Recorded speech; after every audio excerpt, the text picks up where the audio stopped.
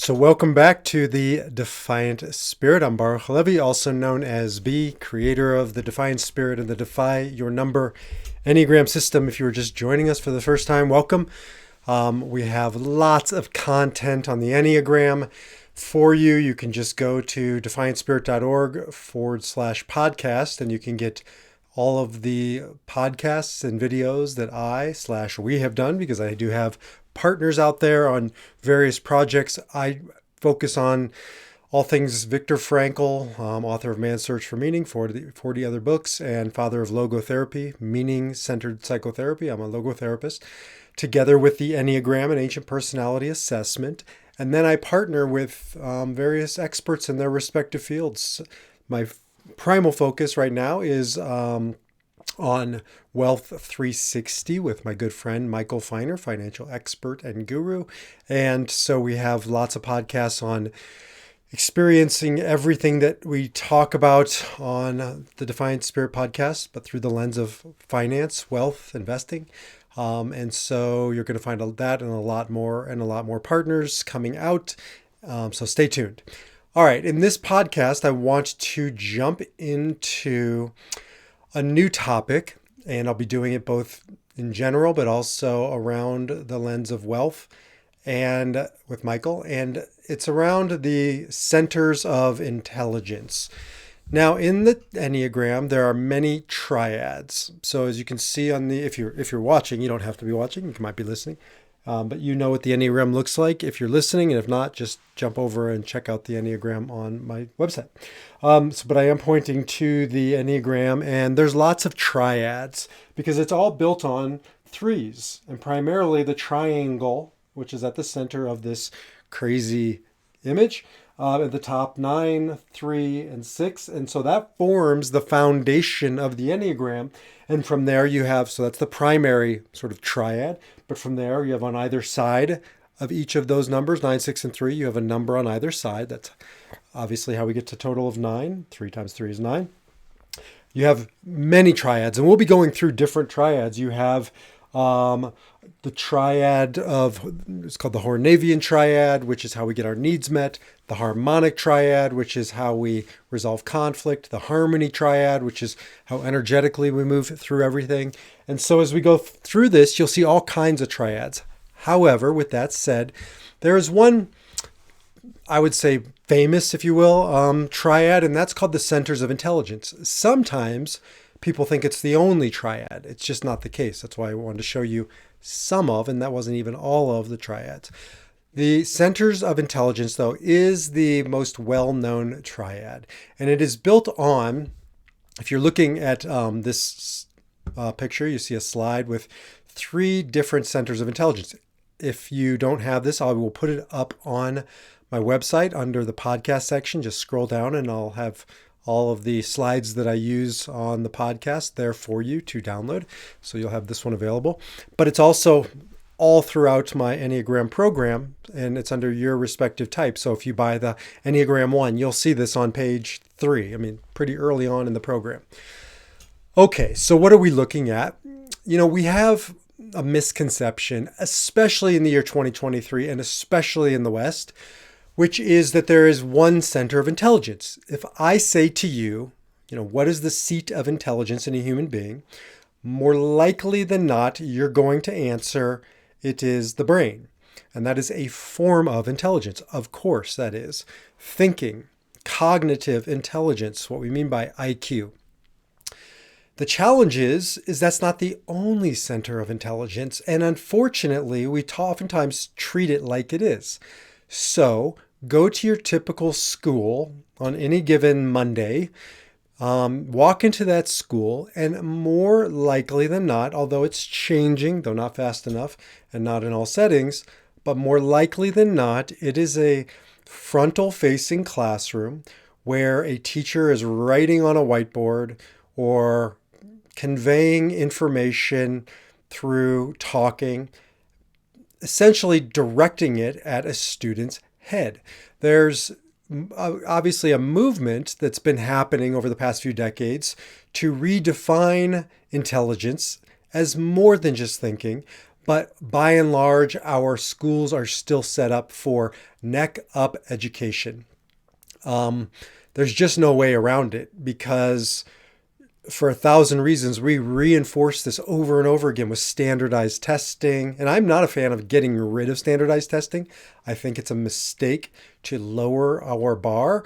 However, I also think it's a mistake to narrow our understanding of intelligence.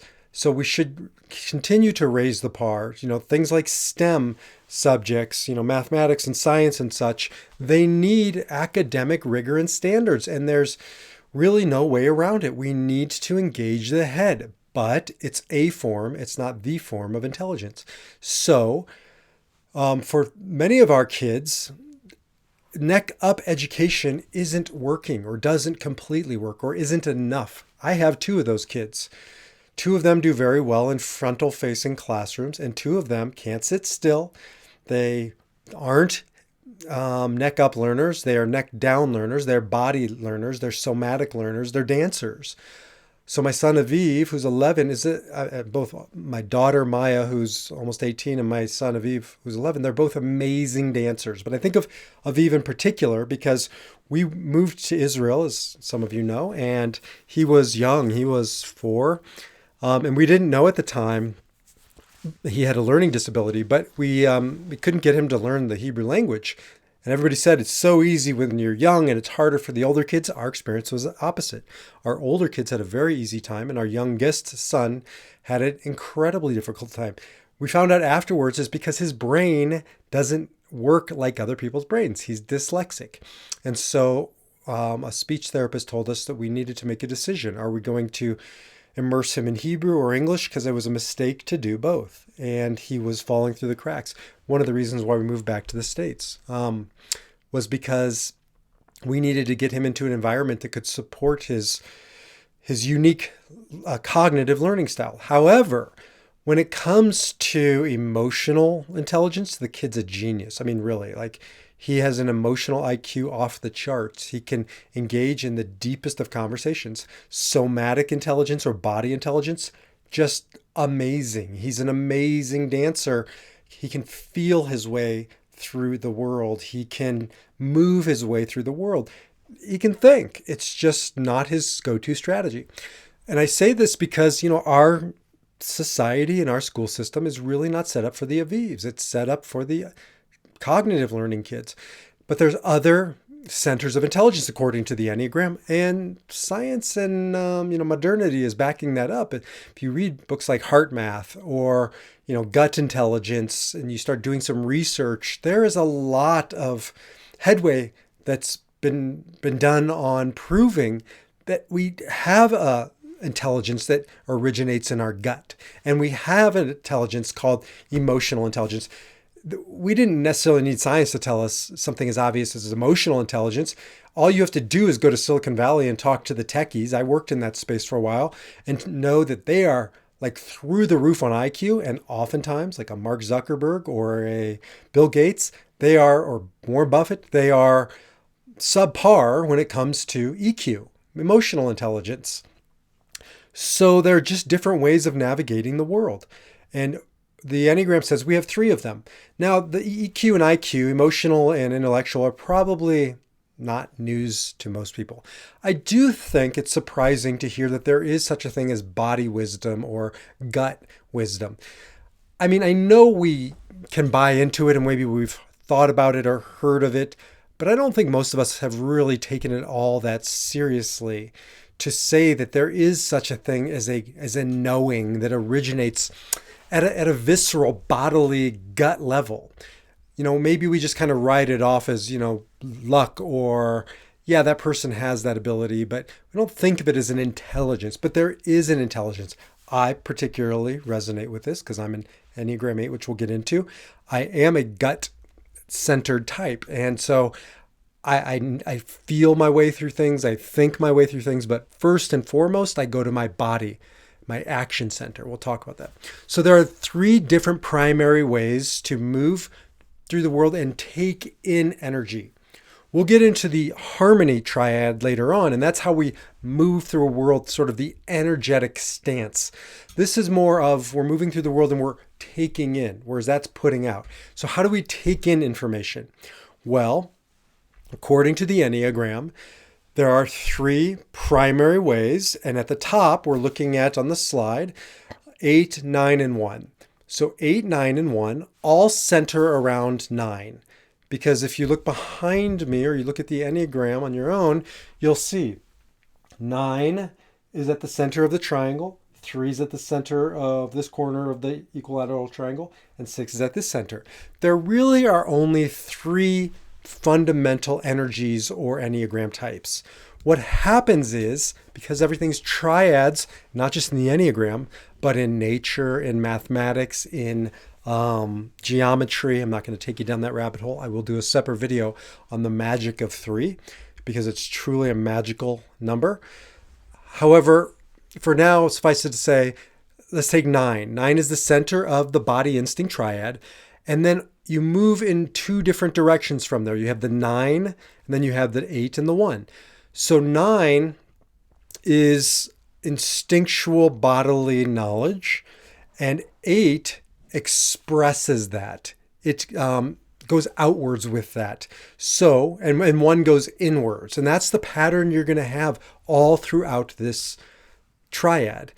So body instinct, 9 is the center, 8 expresses, 1 internalizes or represses. We'll go to 3 and you'll see 2 expresses, 4 internalizes or represses, 6, 7 expresses, the head thinking type, 5 internalizes or represses. We'll unpack that in a second.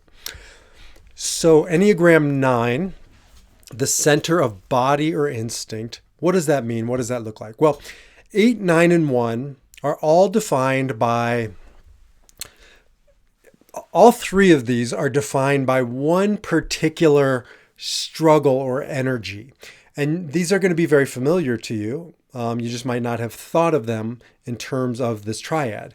But for 8, 9, and 1, that primal energy is anger, because body is the source of our anger. I mean, think about your anger. Right? Head, we're going to get into, is more anxiety. It's manufactured in your brain. When you're lying awake at night and you're thinking and you get into anxiety and you can't sleep, that's really a thought process. We'll get into heart, where sadness and shame, and that's what it grapples with. But for 8, 9, and 1, they're all grappling with anger. Now, anger is not bad, nor is anxiety, nor is the sadness. It's what we do with them. Do we live in reaction, or are we able to harness it and use it and not be used by it? So 8, 9, and 1 are all the angry types. Now, 8 expresses that anger. Again, because think about, anger really does come from sort of the gut. You can even feel it in your body. When you're angry, you almost feel out of control, because that's, your body is like engulfed in this fire. And so for 8s, they just express it, right? They are, I think of X-Men and Cyclops, for those of you sci-fi people, right? He's the one who shot fire beams out of his eyes. There's a intensity of anger. And if an 8 is not conscious, or if they're reactive in our language, they burn through everyone and everything. So if you look at 8s, and go back to our conversation around 8s, you can listen to that whole podcast. They are some of the angriest human beings you have ever heard of. And if you meet an 8 and they're reactive, you know when you're in their presence. They're unmistakable. They are fire starters. I happen to be an 8. Now, I think I've done a lot of work on myself, but there are times I can look back when I have had a scorched earth policy. I've had to work very hard to harness that anger and turn it into something good. Listen to the MLK talk that I did a few weeks ago. We want the fire. We need the fire. Fire's juice. Fire's access to life force. In Hebrew and Kabbalah, it's called nefesh. Call it whatever you want. When you don't have it, it's not accessible. That's also a problem. You've been around somebody who feels like they're missing life spirit, life force, life energy. Well, that takes us into 9. 9 is scared of this. They don't know what to do with this fire, this intensity. And so 9s will go away from it. almost dissociating from their intensity. And that's why we call nines the peacemakers, because they seem so peaceful. The challenge is that they're only peaceful, not only, but oftentimes they're peaceful on the outside, but inside they're like a pressure cooker. There's a volcano that's about to erupt. They don't know it and we don't know it. So eights know they're angry and we know they're angry. Nines don't know they're angry and we don't know they're angry. Now moving over to the other side, if eights express the intensity or the anger, ones repress it. They shove it down. They try and bottle it up. Now ones don't know they're angry most of the time. When I work with ones, they think they have a poker face. The people around them know they're angry. When you're with a one and they feel very repressed, like they're just holding on for dear life and they're about to blow a gasket, we can tell it, we can see it. And the work of a one is to express it in a healthy way and not just let it boil over. Same with a nine. So they're each taking this life force. Now one will take it internally and they'll put it on themselves. They'll put pressure on themselves. This is why ones feel like sometimes they're crumbling under the pressure that they have induced, that they have put upon themselves. So 8, 9s, and 1s are all dealing with this body instinct energy stuff. And they move through the world accordingly. Again, reactive. We can stop reacting and start responding. And that's the work we're here to do. 8s need to really pull back that energy, to slow it down, to settle down, to absorb the stuff that they're experiencing, to sit with it, to not be so reactive. 1s need to learn how to express what's going on the inside. And 9s are caught in the middle between those two extremes, and they just have to get in touch with it. But each one, 8, 9, and 1, are all dealing with this bodily experience, call it instinct. And when they make decisions, oftentimes it's coming from that place. So 8, 9s, and 1s are also all dealing with control. These are the most controlling types. 8s are obviously controlling. I'm really just wanting to do something with this energy, and they go out and they put it on you or the situation, and that's why we overwork and overdo everything. 9s are controlling in a much more passive aggressive way, and watch the video on 9.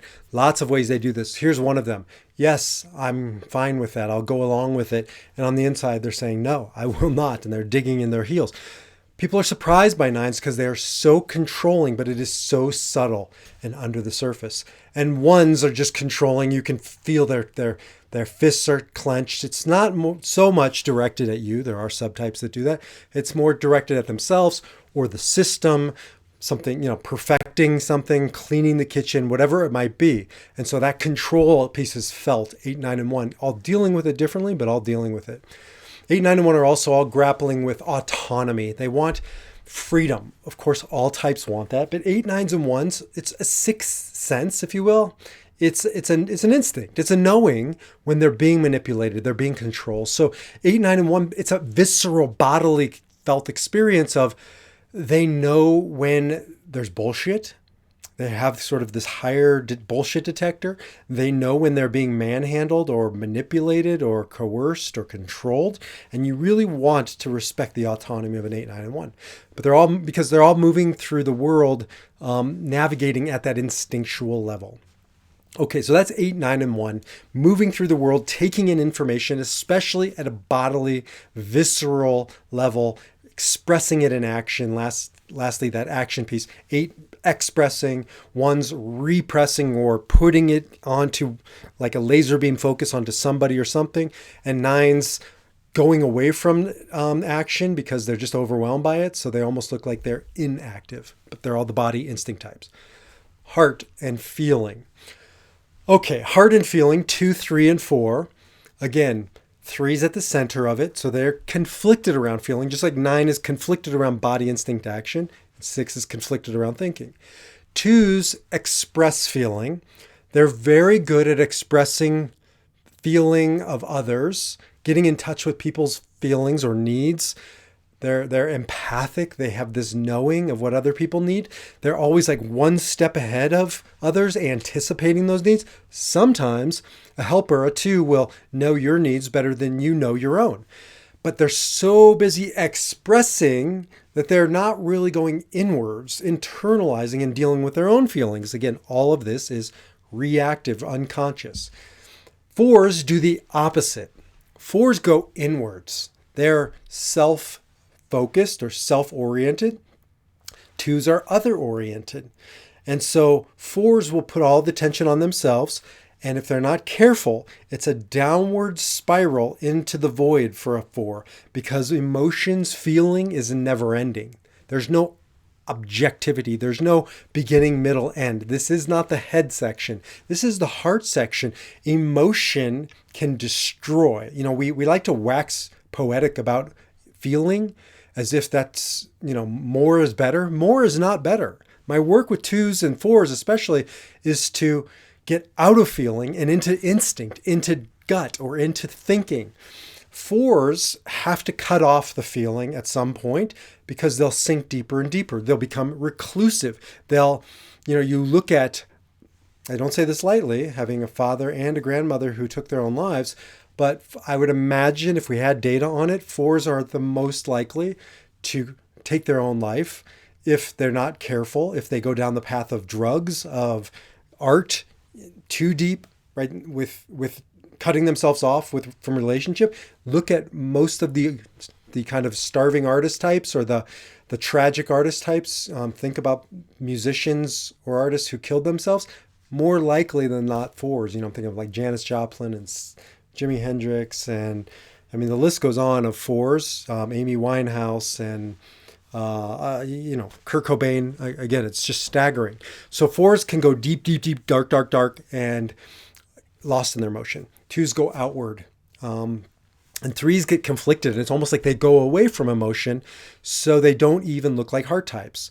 People are surprised, like with my friend Michael Feiner, who I do the other podcast with. People are surprised when they find out he or others like him are heart types, because they present very intent. They're very intent on presenting as if they are an action type. They oftentimes look like an action type, or maybe they look like a head type. They're a thinker, but they usually don't look like a heart type. That's because they're conflicted. They're overwhelmed by it, but they are deep entrenched in the heart type. And so their work is to get back into their heart. All four of these types really, to get into their heart. But fours need to stop internalizing it.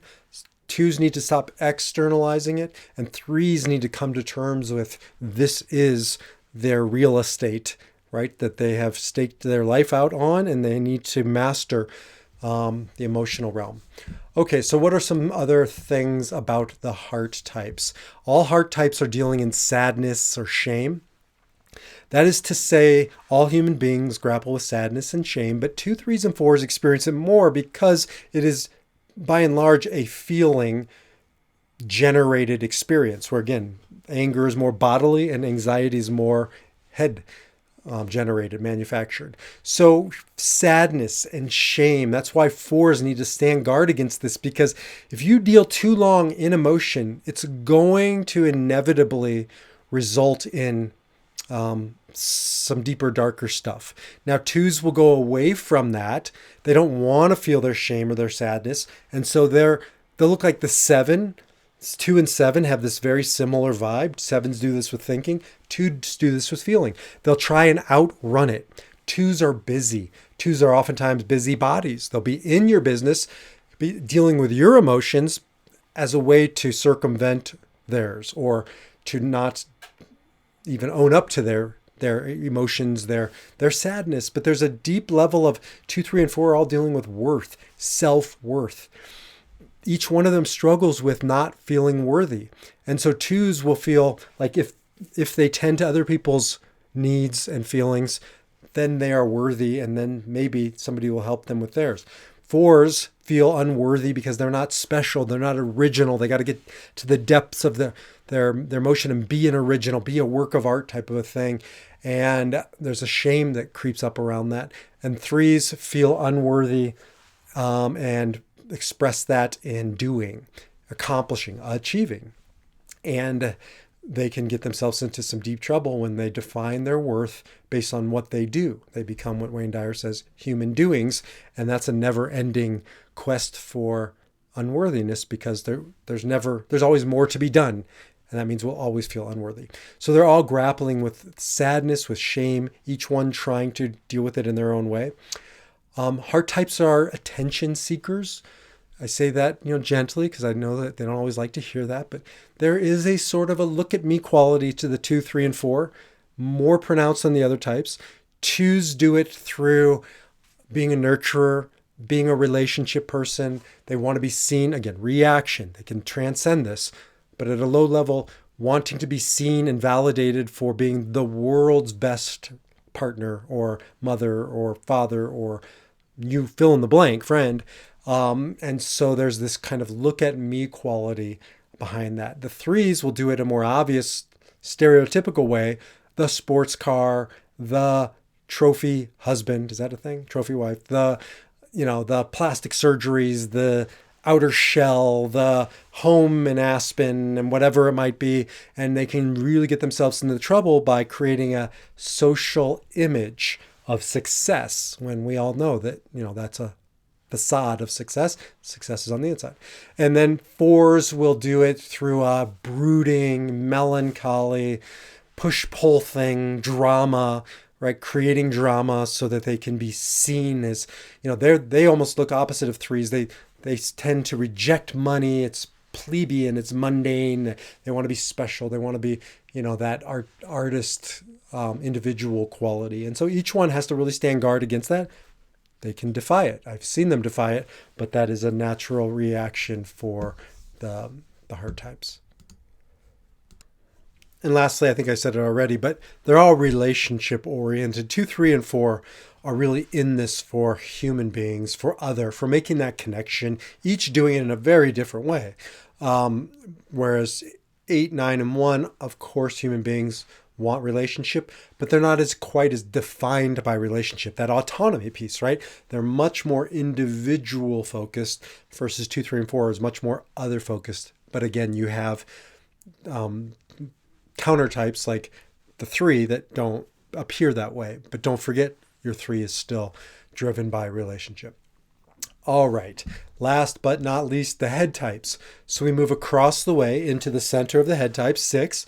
And again, 5 internalizes thinking, 7 externalizes thinking, and 6 is conflicted. 9, 6, and 3 are conflicted. Partially, this is, we'll get into wings another time, but if you look at the wings, which is the number on either side of a number, 6, as an example, has a wing that's a head type and a wing that's a head type. So 9, 6, and 3, they don't cross over so naturally and get out of that pull. That sort of, think of it as like a tractor beam from Star Wars. It pulls you in. So the 6 is really stuck in thinking as a primary way to navigate this world. 9 in action and 3 in feeling. And that creates this conflict or this ping pong effect. And 6s, you can feel. They are the ping pong of thinking. They have a hard time oftentimes making up their mind. Again, reactive. They can be the most decisive when they do the work. They can get into the most fear of any type because anxiety or fear is at the center of the thinking. When I work with 6s, they look incredibly anxious if they're not doing the work. Sometimes they'll present as tough guys, tough gals. That's more of a rare 6. By and large, 6s will present as anxious, but even the tough guy, tough gal 6 it's a front for a lot of anxiety or fear. Again, all types have this, but head types in particular, and 6s above all else, and they'll get caught in this anxiety analysis paralysis loop. Think about thinking.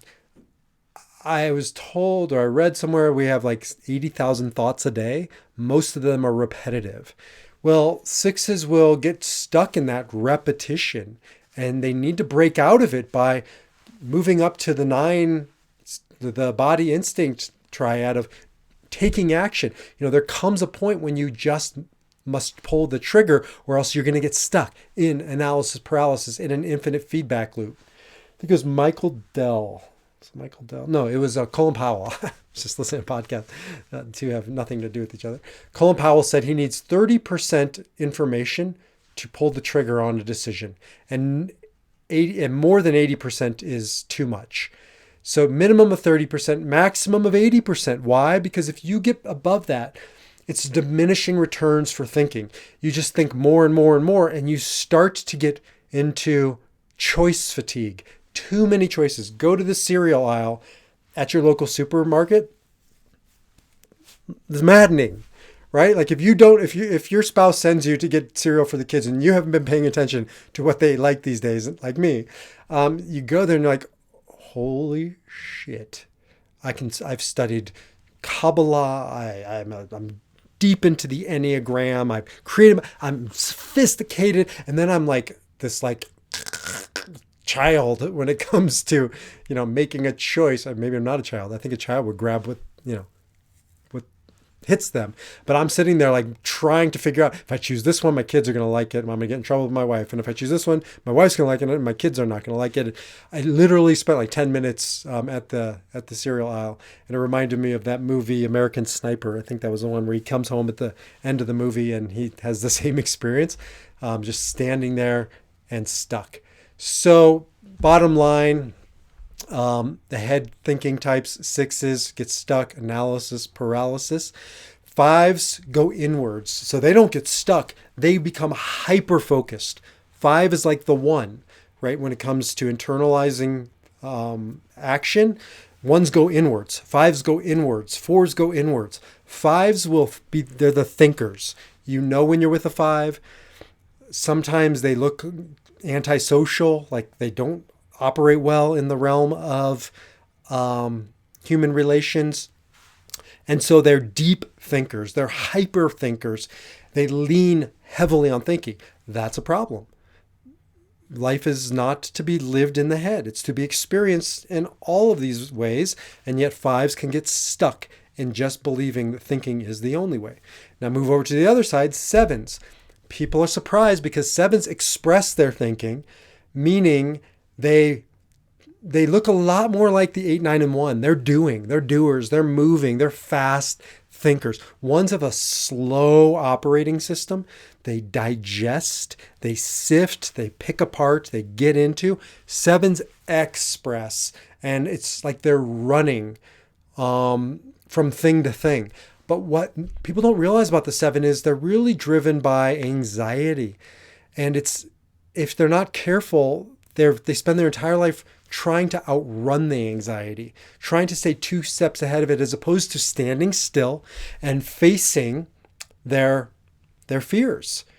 5, 6, and 7 are all grappling with fears. 7s are just trying to outrun it. And they think that if they can get to the next activity, the next experience, the next fun thing, or if they can avoid the negativity, they can avoid the wet blankets, around them, people who bring them down, that they'll just keep moving towards that place of infinite joy. It doesn't work that way. And 7s need to slow down, sit still, be present. 5s need to speed up, go out. You can hear the opposite message. And 6s need to borrow the best of both of those worlds and not get stuck in the worst of both of the 5 and the 7. And 5, 6, and 7 are all dealing with anxiety or fear. They're all seeking security. They want security. So 7s are doing it, security, to make sure that they are in control of the plans, that they are in control of their destiny. 7s really want freedom, like 8, 9, and 1, like that autonomy. So they look much more body instinct type. 5s are doing it more from a resource perspective. So 5s will become like hoarders. They will become miserly with their resources if they're not conscious. And 6s will do it with physical security, safety, wanting to be protected, wanting to belong to a group. They're very conscientious about their well-being and if they're okay, and the people around them as well.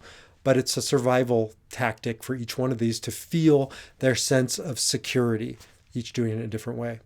And so those are really the 5, 6, and 7, the head thinking type. And those are the triads. I'm going to probably do a video or a podcast devoted to each one. I wanted to do one overview. I think it's great to have a one-stop shop. So if you're not interested in any more, just those nuts and bolts, you have it now in this video. You can take a deeper dive in my program, the Defy Your Number program. Whole section on slowing this down, going into your particular core type, your number, and you'll find that out with me, either through listening to all these videos and saying, that's me, or through taking a test. And I have a high-level test that I utilize, and it's well worth the investment. And then we get you into your core type, your number. And then I have books, workbooks, and videos for you around your core type, and we'll take you through more methodical, deeper dive into your number. And so this is what it looks like around the centers of intelligence, one of the primary triads of the Enneagram. And with that, you now have what you need to navigate the world according to your center of intelligence, remembering that all of these are within you. You have access to them all. The question is how much or how little we've developed them. So we should have, access and ability to utilize all of them. And that's the work that we're here to do, to defy our reactive number, our reactive center of intelligence, and respond through utilizing all of them. Check out the other video on this. By the time you hear this, hopefully it'll soon be out, and it will be with Michael Feiner. I think we're going to be talking about the Wizard of Oz and the instinct, the body instinct, the head thinking center of intelligence, and the heart feeling center of intelligence. So with that, defy your number, live your spirit. I'll see you in the next video or talk to you in the next podcast.